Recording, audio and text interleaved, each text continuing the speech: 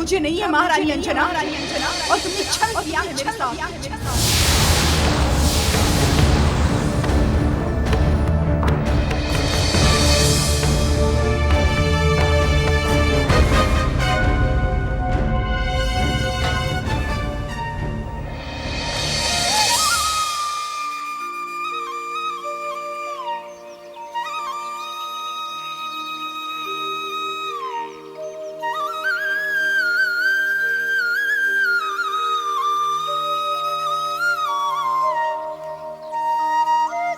देवों, आपके शरीर पर अशुद्ध एवं अपवित्र भविष्य का जो दुष्प्रभाव हुआ वो पवित्र मोतियों के द्वारा समाप्त हो गया है।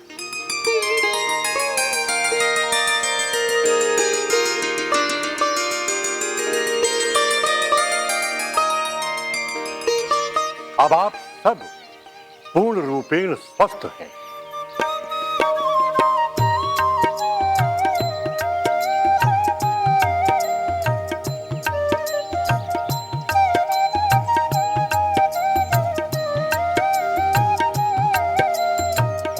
आपका बहुत बहुत धन्यवाद धन्वंतरी जी। धन्यवाद मुझे मत दीजिए, धन्यवाद मंत्र की दीजिए।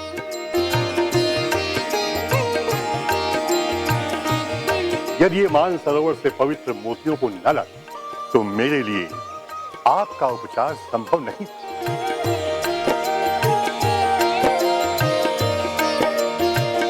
आपका कोटिशा धन्यवाद मारुति।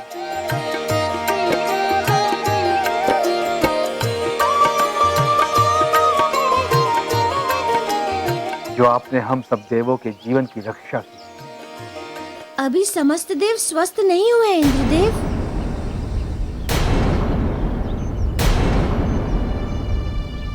अब कौन अस्वस्थ है मारुति? मेरे गुरु सूर्यदेव।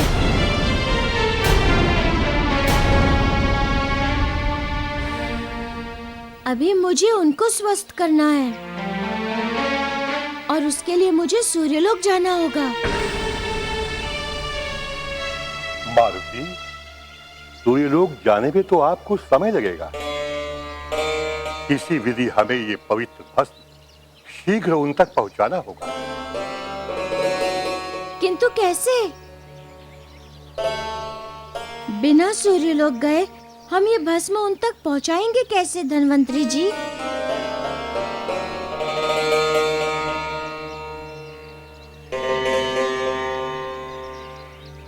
मारुति, जब भी कोई सूर्यदेव का सच्चे मन से ध्यान कर उन्हें अर्घ्य देता है तो वो अर्पित अर्घ्य सीधा सूर्यदेव को ही प्राप्त होता है।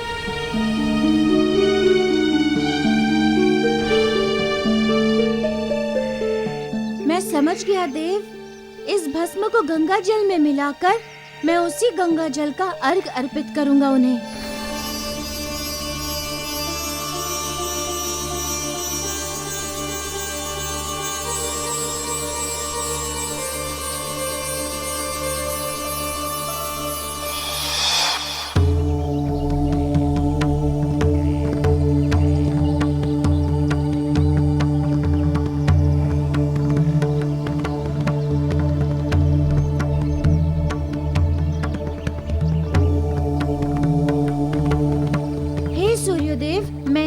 के द्वारा आपको गंगा जल एवं पवित्र मोतियों का भस्म अर्पित कर रहा हूँ। ये पवित्र भस्म आपके शरीर में व्याप्त अशुद्धियों को नष्ट कर देगा। अतएव आप मेरे इस अर्घ को स्वीकार कीजिए।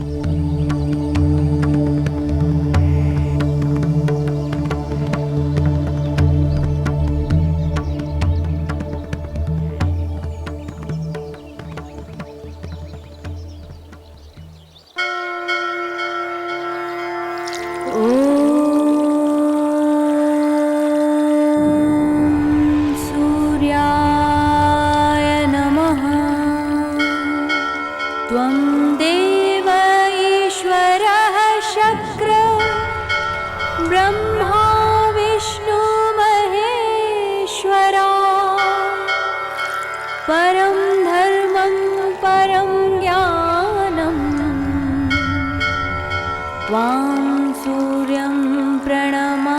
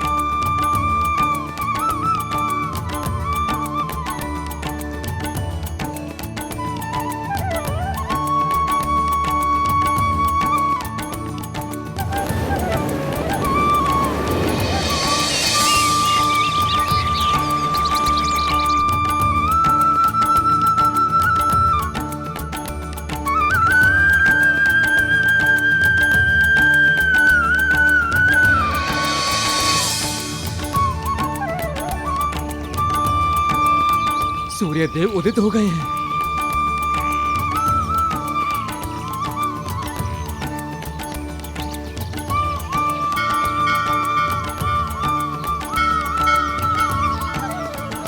उनका तेज वापस लौट आया है।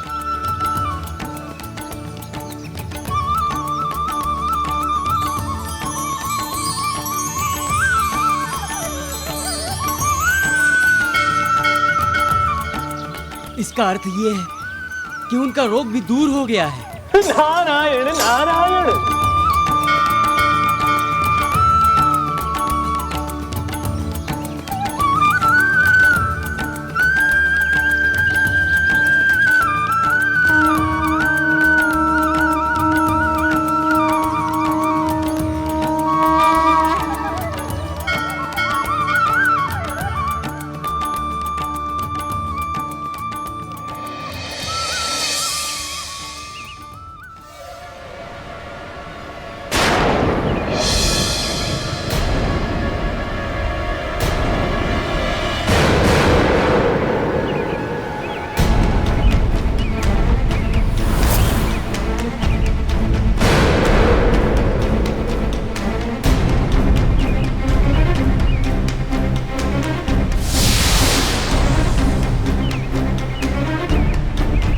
ये क्या? सूर्य का प्रकाश पुनः वापस आ गया। इसका अर्थ ये है कि सूर्य के साथ साथ सभी देवताओं के शरीर से अशुद्ध हविष का प्रभाव समाप्त हो गया। इसीलिए मैंने विप्रचित्त को समझाया था कि इस समय स्वर्ग पर अधिकार करने से अधिक महत्वपूर्ण है देवताओं का अंत करना। लेकिन उसने मेरी एक नहीं सुनी। किंतु कुछ भी हो जाए, मैं हार मानने वालों में से नहीं हूं। मैं भृगुपुत्र शुक्राचार्य देवताओं से अपना प्रतिशोध लेकर रहूंगा।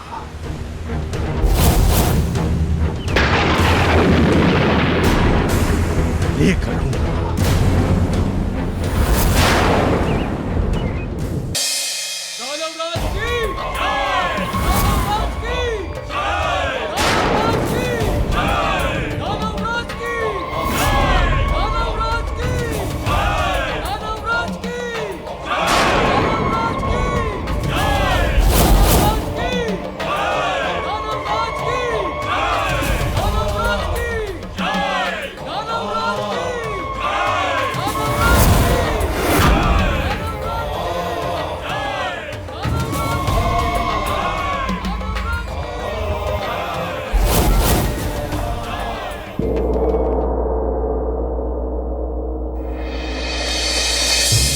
और सबसे गंभीर बात तो यह है जामवंत जी कि अंजना ने उस कन्या की बातों पर विश्वास कर लिया है।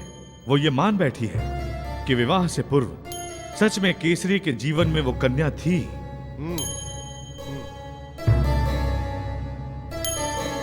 कुंजर जी, हमें शीघ्र अतिशीघ्र उस स्त्री को राजमहल से निष्कासित कर देना चाहिए। नहीं नहीं जामवंत जी, उस स्त्री का निष्कासन तो अंजना के संदेह को और भी सुदृढ़ बना देगा।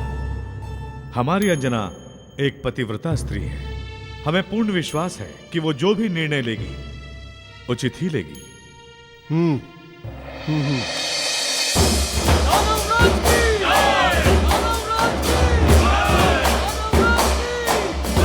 शांत असुरो, शांत। असुरो और दानवों, अब हमारे लिए बहुत ही गर्व का विषय है कि अब स्वर्ग हमारा है। हम हैं यहाँ के स्वर्गाधिपति। भोग और विलास का समय आ गया है असुरों। देवताओं के सारे अधिकार अब हमारे हो गए हैं और शीघ्र ही जल, थल, अग्नि, वायु, आकाश, ये सब भी हमारे अधिकार में होंगे। इसीलिए सब चिंताओं का त्याग कर अप्सराओं के नृत्य और सोम रस का भोग करो। विप्रचित्त, बस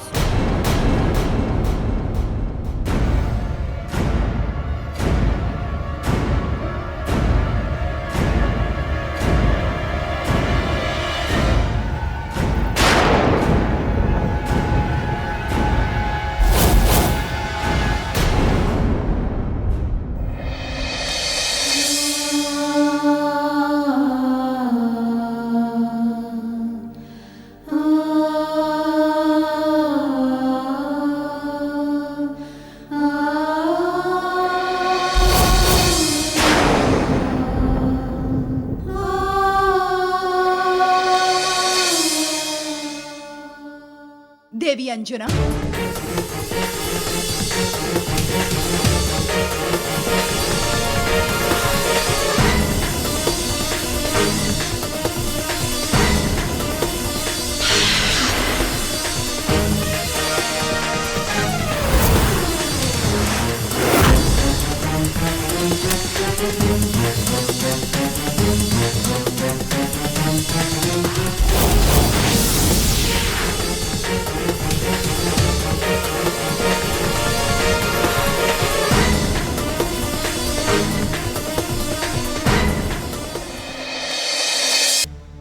आइए गुरुदेव आइए, स्वर्गलोक में आपका स्वागत है। पधारिए गुरुदेव।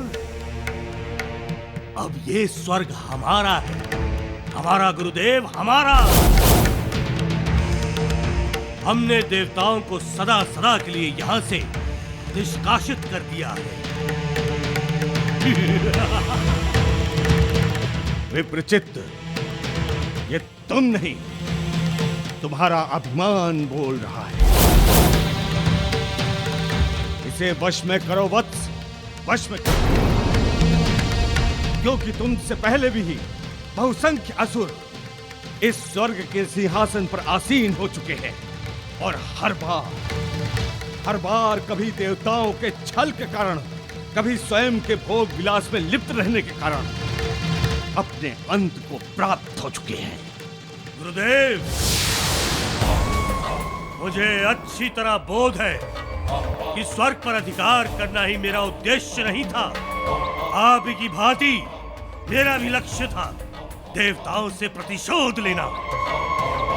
जिस दिन इंद्रदेव ने मेरे भ्राता पुलोमन की हत्या की थी, उसी दिन से मैं प्रतिशोध की अग्नि में जल रहा था गुरुदेव। उसी दिन से मैं इंद्रदेव को शक्तिहीन और अधिकार विहीन देखने के लिए उत्सुक था, और जिसे आज किया भी। गुरुदेव, मेरा प्रतिशोध तो तब पूर्ण होगा जब मैं इंद्रदेव का अंत अपने हाथों से करूंगा। अपने हाथों से गुरुदेव, अपने हाथों से। विप्रचित्त, मैं चाहूंगा विप्रचित्त कि ऐसा ही हो,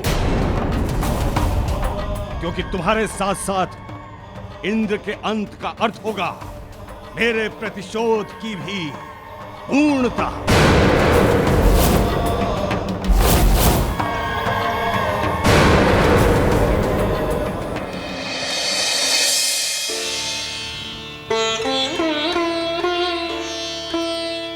हे देव धन्वंतरी, जिस प्रकार इतने भयंकर प्राणघाती व्याधि से इतने शक्तिशाली देवता भी ग्रसित हुए, तब तो ऐसी व्याधियों से निर्बल पृथ्वीवासी भी ग्रसित हो सकते हैं। हाँ मारुति, वे भी इन रोगों से प्रभावित होंगे, क्योंकि मनुष्य के लिए भोजन की अशुद्धियां अति हानिकारक हैं। देव, आज तो आपने इन देवताओं को इन पवित्र मोतियों से स्वस्थ कर दिया, किंतु ये मोती तो सदा उपलब्ध रहेंगे नहीं और न ही सहजता से प्राप्त होंगे। फिर ऐसे में आने वाले समय में देवताओं एवं मनुष्यों के स्वास्थ्य की रक्षा किस प्रकार से होगी? उनके स्वास्थ्य की रक्षा किसी विधि के द्वारा नहीं होगी मारुति। उनके स्वास्थ्य की रक्षा एक निधि के द्वारा होगी, और वो निधि है स्वास्थ्य निधि। एक ऐसी निधि जो संसार की बड़ी से बड़ी व्याधियों को स्वयं में समाहित कर उसे नष्ट कर देगी। तब आपने इस बार उस निधि का प्रयोग क्यों नहीं किया? इसलिए कि वो निधि अभी संसार में उपलब्ध नहीं है, उसकी रचना अभी शेष है।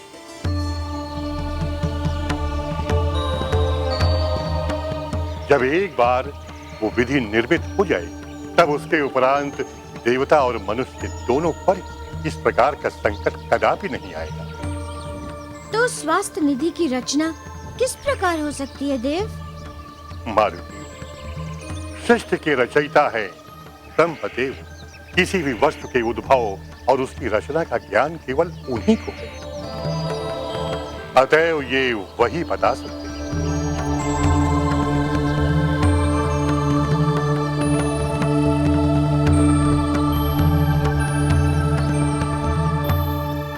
ब्रह्मा विष्णु महेश तुम्हारी मोहक छवि निहारे, जय हो श्री महाराज केसरी की आंखों के तारे, जय हो जय बजरंगी, जय हो जय बजरंगी।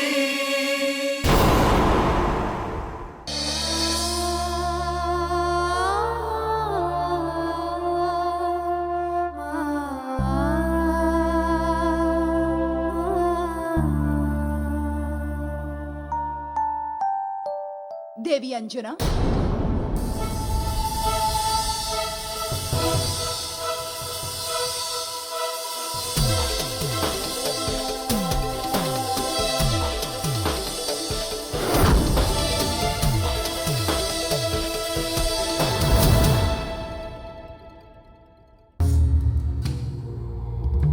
देवी अंजना, मैं समझ सकती हूँ तुम्हारे ऊपर बीतने वाली दुख की पीड़ा को, किंतु क्या करूं, विवश हूं अपने हृदय से। मैं चाहकर भी तुम्हें नहीं निकाल सकती इस दुख की अग्नि की दग्धता से, क्योंकि मैं केसरी से तुमसे कहीं कहीं अधिक प्रेम करती हूं, कहीं अधिक प्रेम करती हूं।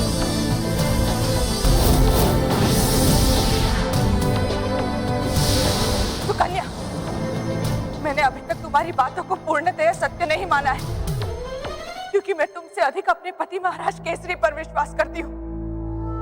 इतने वर्षों में उन्होंने आज तक कोई भी अनुचित कार्य नहीं किया है, तो फिर अब वो ऐसा अपराध क्यों करेंगे? मैंने कब कहा कि केसरी ने अपराध किया है?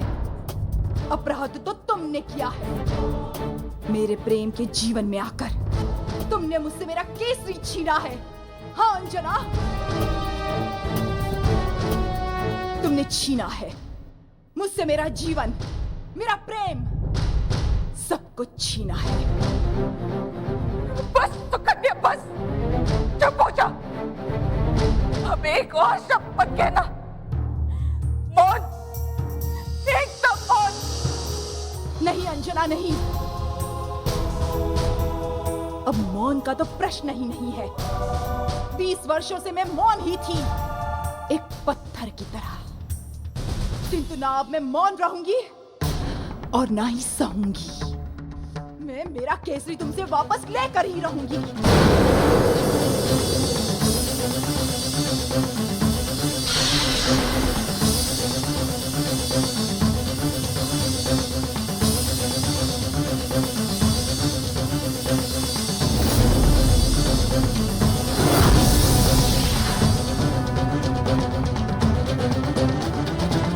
को छोड़ने के लिए मैं तुम्हें समय देती हूं,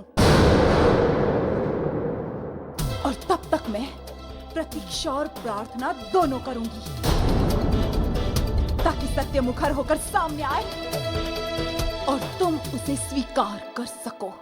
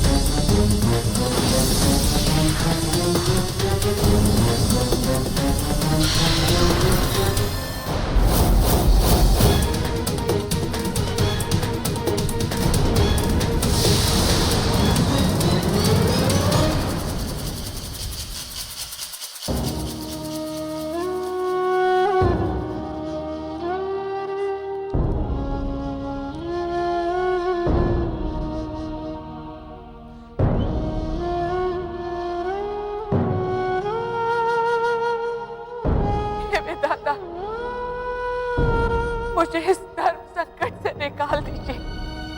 मेरे विश्वास को संबलता दो प्रभु। उस स्त्री के इस सत्य को मिथ्या सिद्ध कर दो, या उस सत्य को मेरे सामने ला दो। मुझे दो पाटों के बीच पिसने मत दो प्रभु, मुझे दो पाटों के बीच पिसने मत दो।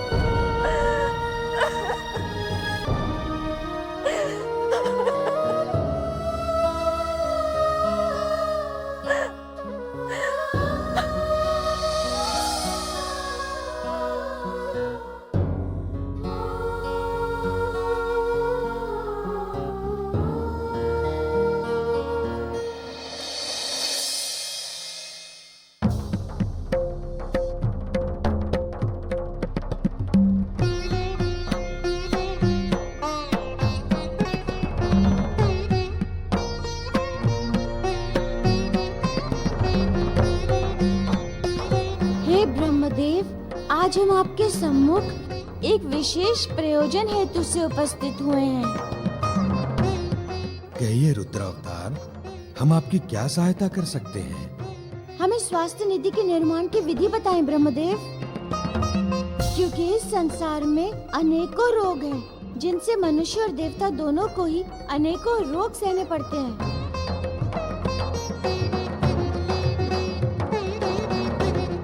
और कभी-कभी तो असमय मृत्यु तक भी हो जाती है। हम ये चाहते हैं कि इसका स्थायी समाधान हो, और स्थायी समाधान होगा स्वास्थ्य निधि के निर्माण से। इसलिए हम चाहते हैं कि आप स्वास्थ्य निधि के निर्माण की विधि बताएं।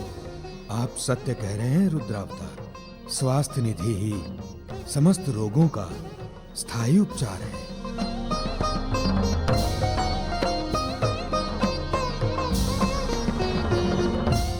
और इस निधि का निर्माण रुद्राक्ष से होगा।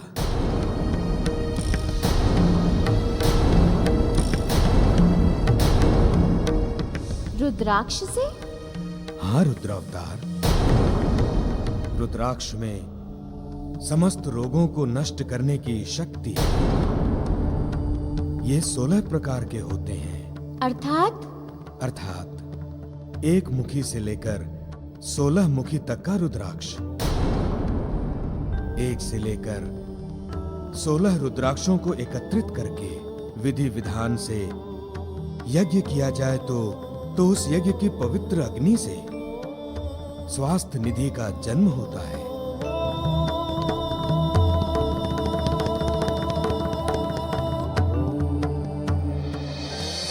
नारायण नारायण। किंतु पिताश्री, साधारण से दिखने वाले इस रुद्राक्ष में इतनी शक्ति आई कहां से कि समस्त रोग दूर हो सके? पुत्र, इसकी लंबी कथा है। वर्णन करें ब्रह्मदेव, ताकि संसार को रुद्राक्ष की महिमा का ज्ञान तो हो। रुद्राक्ष के जन्म की कथा मेरे पुत्र दक्ष से जुड़ी हुई है। दक्ष की पुत्री सती का विवाह महादेव से हुआ, किंतु दक्ष महादेव को पसंद नहीं करता था। एक समय सती ने महादेव से अनुमति लिए बिना अपने पिता के घर चली गई। उसी समय दक्ष ने एक बहुत बड़े यज्ञ का आयोजन किया था। यज्ञ में समस्त देवताओं का भाग था, किंतु दक्ष ने जानबूझकर महादेव को कोई भी भाग नहीं दिया था।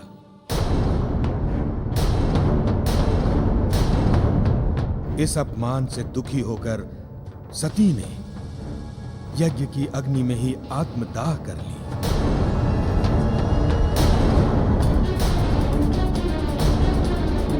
परिणाम स्वरूप क्रोधित महादेव ने दक्ष की हत्या कर दी। इसके पश्चात भी जब महादेव का क्रोध शांत नहीं हुआ तो सती के मृत शरीर को लेकर सैकड़ों वर्षों तक भटकते रहे।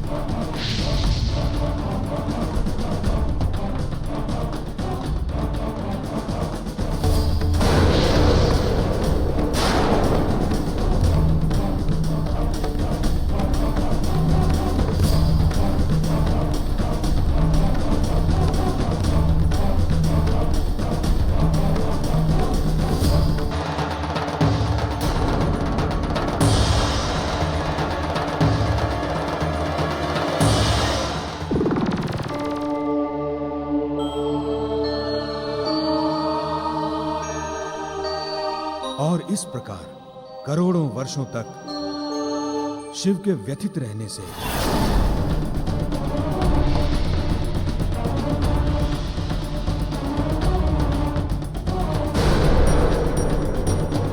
सृष्टि का संतुलन बिगड़ने लगा।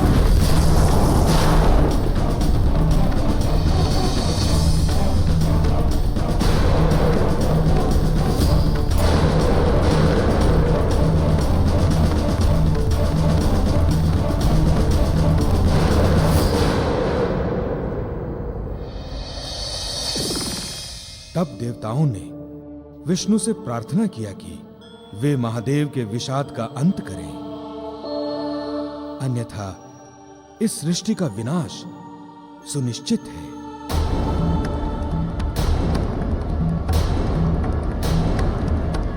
सृष्टि के पालनकर्ता ने देवताओं की प्रार्थना को स्वीकार कर लिया।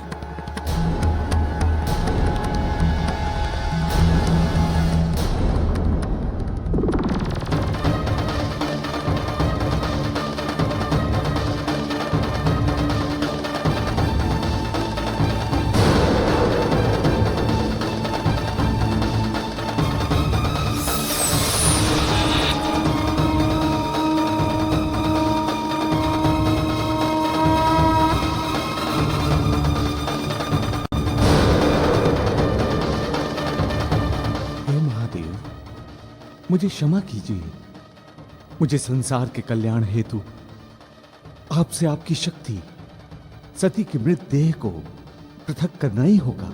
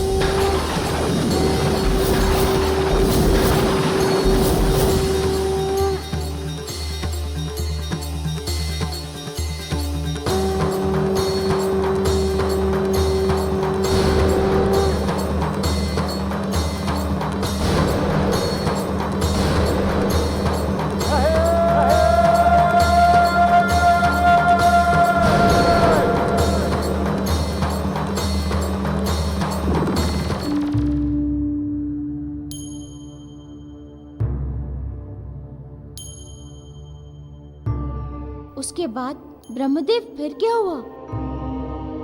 क्या महादेव का क्रोध एवं दुख समाप्त हो गया? क्या उसके उपरांत सती के प्रति उनका मोह विखंडित हुआ? नहीं, इस प्रकार भी शिव के विषाद का अंत नहीं हुआ।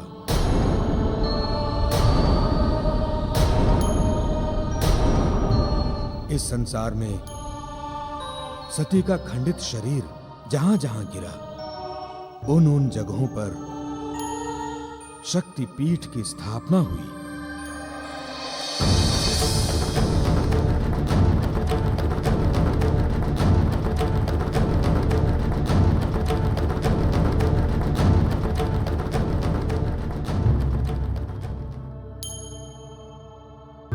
फिर भी ये दुख समाप्त नहीं हुआ। शिव के मन में सती के प्रति जो प्रेम था वो वैराग्य का रूप धारण कर चुका था। परिणाम स्वरूप महादेव हिमालय की एक गुफा में समाधिस्थ हो गए। इसी बीच एक असुर ने मुझसे वरदान प्राप्त करके तीनों लोगों पर त्राहि मचा दिया।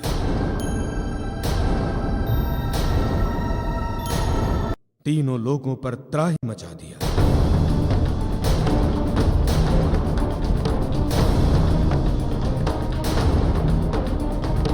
उसने ऐसा क्या वरदान मांग लिया था ब्रह्मदेव?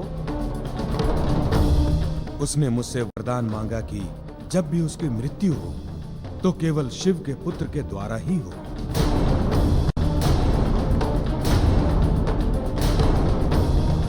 उस समय जो स्थिति थी, उस स्थिति में कोई भी उसे पराजित नहीं कर सकता था।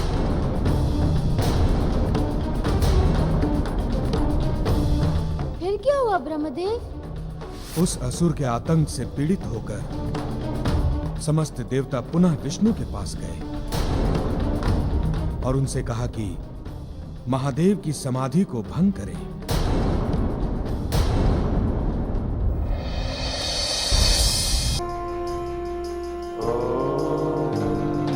जय शिव शंकर, जय शिव शंकर, जय शिव शंकर, जय जय शिव शंकर, जय शिव शंकर, जय शिव शंकर, ओम नमः शिवाय।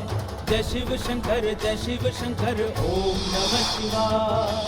जटा जटाजूटधारी जय शिव शंकर, ओम नमः शिवाय। महादेव जय जय शिव शंकर, ओम नमः शिवाय। कृपा करो जय जय शिव शंकर, ओम नमः शिवाय। जय शिव शंकर, जय शिव शंकर, ओम नमः शिवाय। नमः शिवाय च नमः शिवाय।